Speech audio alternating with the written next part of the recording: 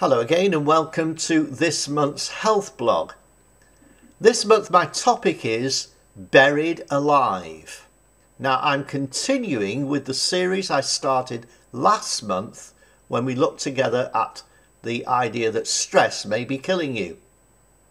So Buried Alive. Do you remember in August 2010 there were 33 miners trapped in a mining accident in Chile? They in fact stayed underground for 69 days. When the accident happened, the first job of the rescue team was to find out if the men were still alive. Now I don't know exactly how they did it, but I know that eventually they bored down some pilot holes and dropped down a radio contact through a microphone, etc., and they were able to find that the men, yes, were alive, they were in reasonably good shape, and so then they drilled a bigger hole to get food and medical supplies down to them. Eventually they drilled a big enough size hole to take a specially designed steel cage to bring the men up to the surface. It was a fantastic rescue mission, and there was worldwide joy as the men emerged. Now, what has that got to do with our emotions? Throughout all our life, we suffer injustices and traumas, even as children. Painful experiences. Let me give you an example from my own life. When I was a child of about 5 years old, there was a family friend who visited quite regularly, and I didn't like him, and he didn't probably like me. And so to show my dislike, I stole his cap. I hid it. I took his cap, put it on a high shelf, and hoped he wouldn't realise that it was missing. But of course he did, and he suspected me, and he just took me under his arm out to the outside toilet, put my head in the toilet, flushed the water on my head. I screamed and shouted because I was very frightened. I thought I was going to drown. Now, it didn't actually hurt me physically, but emotionally, that memory is still vivid. I don't think about it often, just as you have had frightening experiences that you don't think about often. So where do these painful memories go? Where do these painful emotions go?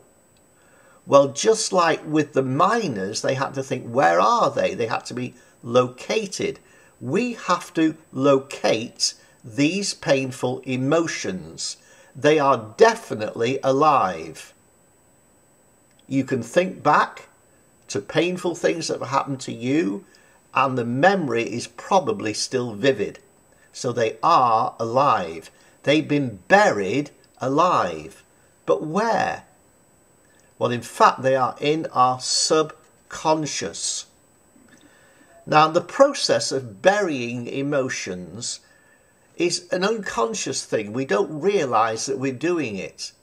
We simply are affected by a situation, and we know that perhaps in the real situation at the time we can't cry or scream or shout, so we just suppress the emotion and then maybe cry later.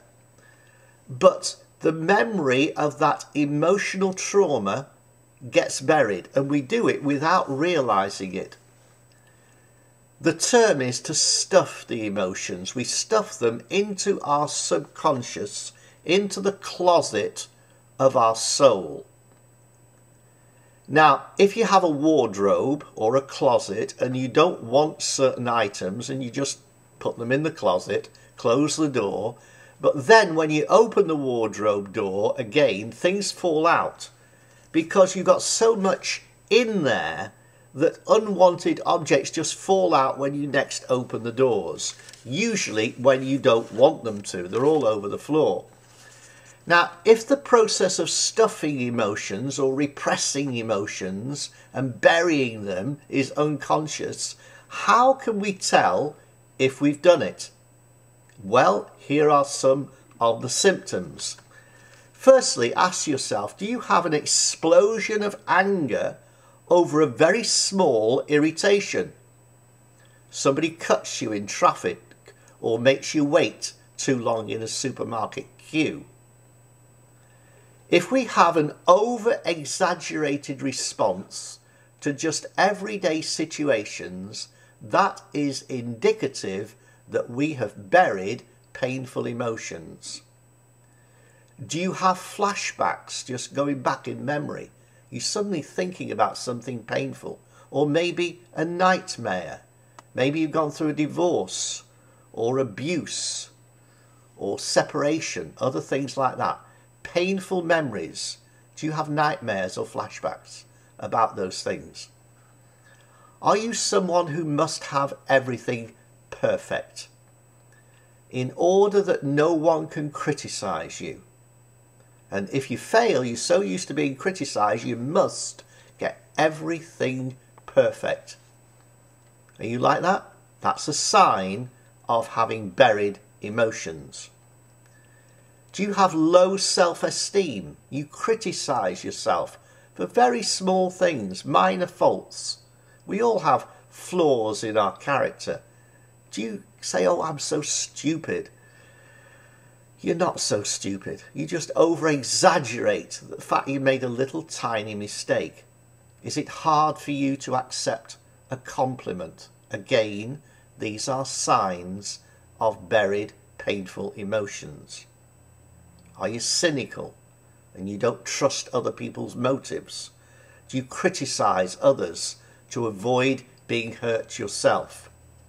And do you want to control all the situations around you, become a control freak, controlling everyone and everything so that nothing's going to hurt you? That is another sign. Now, there are some of the symptoms. There aren't others, but that's a selection of the symptoms. Now, what experiences cause us to bury emotions? If they do us so much harm, why do we do it? Well, here again are some of the possible reasons. Childhood traumas.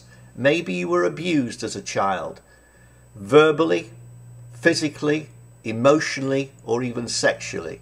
If you were, that can cause an emotion to be buried. Public humiliation. Maybe your teacher called you out to the front and said, you are just so useless at maths, or whatever. And they publicly humiliated you, a teacher or a parent.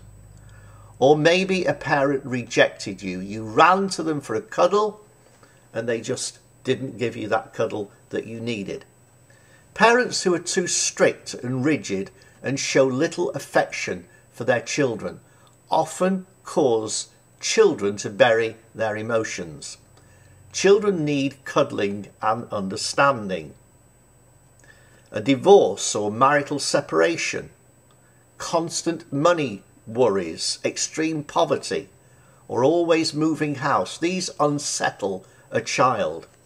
Or having alcoholic parents or parents that use drugs. Now, emotions, by definition, they need to be released, just like the miners needed to be released to the surface. These negative emotions of rage, anger, unforgiveness, depression, worry, anxiety, frustration, fear, guilt, all of that sort of emotion can stay buried alive in our subconscious mind. And our subconscious mind then has to work overtime to keep them under wraps, to keep the lid on them. Alcohol is one way of keeping those memories under control. Just drink to forget.